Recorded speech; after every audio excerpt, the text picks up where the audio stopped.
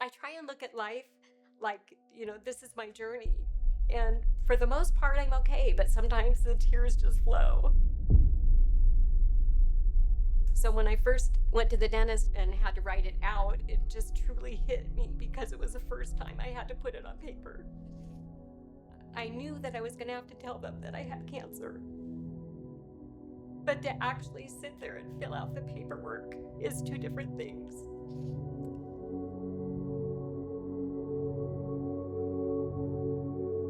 The first impressions that I got was that it wasn't a big deal. I had gone to a baby shower, and all of a sudden I noticed that I had spots on my hands. The dermatologist, she felt that it could be controlled by using steroids. The creams did seem to tame down the rash. I was still a little concerned because I didn't feel like myself. I knew that something was going on in my body. I just didn't know what it was. So I continued to go to the doctor. She ran labs, and I noticed that my white blood cell count and my lymphocytes were trending upwards. And so I questioned her about it, and she just said, that's normal. It's all within normal range. I was super frustrated because I knew something was going on in my body. I didn't know what it was, and I wasn't getting any answers.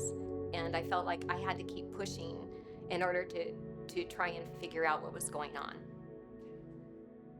Cutaneous T-cell lymphoma, or CTCL, is a rare blood cancer that can first appear on the skin.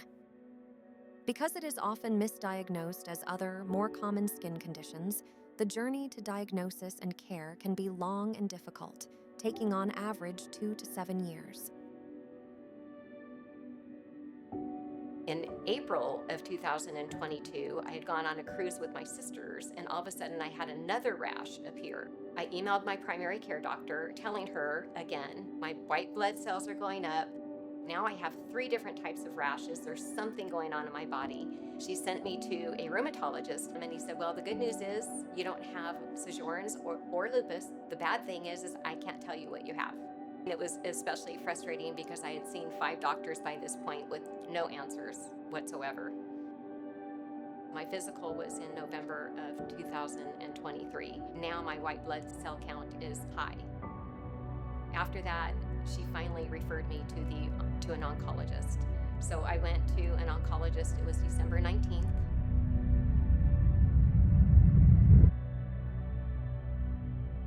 I was diagnosed with cutaneous T-cell lymphoma, Sézary Syndrome. Sézary Syndrome, a rare form of CTCL, often appears as a red, itchy rash that can resemble sunburn. In some patients, the cancerous T cells can spread to other parts of the body, including lymph nodes and other organs. Because of its rarity, unique presentation, and nature, Sézary syndrome patients can benefit from a multidisciplinary care team, including specialist oncologists. I finally saw my new oncologist, and it was like a breath of fresh air. She made me feel at home, made me feel comfortable. I actually called a friend who had been through cancer, and she said, Linda, you gotta live life. And so that's what I've decided to do. Get out and live life. Through this journey, I would not have been able to make it without my husband. I would share with him everything that was going on. He sat with me looking at the notes, looking at the trends. He's my rock. When you're going through something, to be with people who understand what you're going through is super important, because this is uncharted territories. We don't know what we're going through, just as it was uncharted when I first started on this journey. I'm 69. I've lived a lot of years, but I still want to see my granddaughter get married. I still want to spend time with my family. And that's the one thing we have to remember in life, is that there are wonderful people out there. There are good doctors out there, someone who's going to fight for you, someone who's going to answer the questions that you have. And don't be afraid to ask questions. You have to be your own advocate.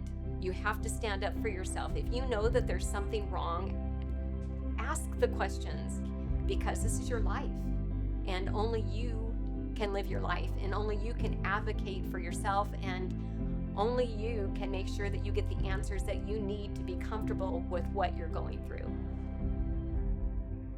There are certain things that stand out in my mind. We don't grow on the mountaintops, we grow in the valleys. When we go through those valleys is when we learn and we grow. And I have to remember that life is short and that we have so much to be thankful for in those hard times.